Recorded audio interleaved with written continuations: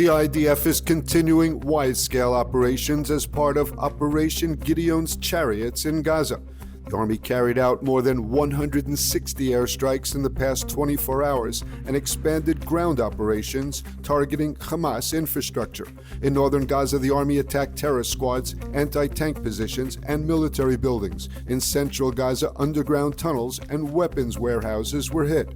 In southern Gaza, airstrikes targeted terrorist squads, booby-trap buildings, a command center, and an anti-tank launching position. The Golani Brigade is operating in the Morag corridor between Hamas's Khan Yunis and Rafah brigades. So far, the troops have neutralized hundreds of terror sites, eliminated numerous terrorists, and located dozens of tunnel shafts. Amid the fighting, the IDF has called for Palestinian civilians to evacuate Khan Yunis. Residents of the southern Gaza city and surrounding areas were ordered to evacuate westward. Amid the fighting, the IDF announced that Sergeant Yosef Yehuda Shirak was killed during fighting in northern Gaza. Shirak, aged 22, served in the Combat Engineer Corps and is from the village of Harasha. Prime Minister Netanyahu is facing intense criticism from within his coalition for his decision to allow the resumption of aid to Gaza. Netanyahu defended the decision, saying it stemmed from allies' pressure and the need to avoid bad optics of starvation.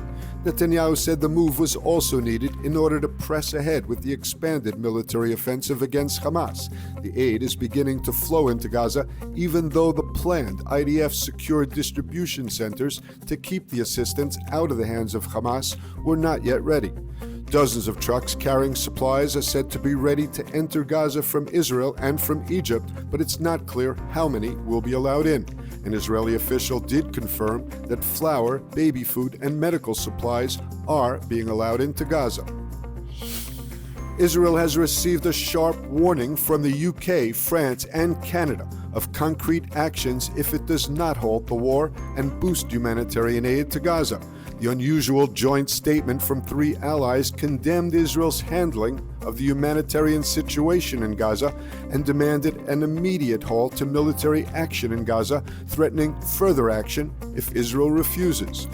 The statement described the limited aid approved by Israel to be totally inadequate, and Jerusalem risked breaking international humanitarian law. The statement rejected what it called the permanent forced displacement of Gazan civilians. The nations went on to say that they have always supported Israel's right to defend itself against terrorists, but called the escalation entirely disproportionate. Responding to the joint statement and calling it a prize for terrorism, the Prime Minister's office said the war can end tomorrow.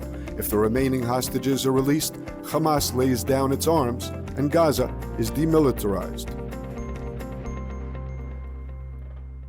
Experience the power of truth with ILTV News. If you're looking for quality content and captivating visuals, join our news community and become an integral part of our team as we embark on a mission to unveil the real Israel, dismantling the web of lies and misinformation that surround reporting on Israel. By subscribing to ILTV News, you will not only have access to the latest updates, but you will also amplify our message, creating a ripple effect that carries the truth far and wide. Subscribe today and help reshape the narrative. Available on the web, Android, and Apple.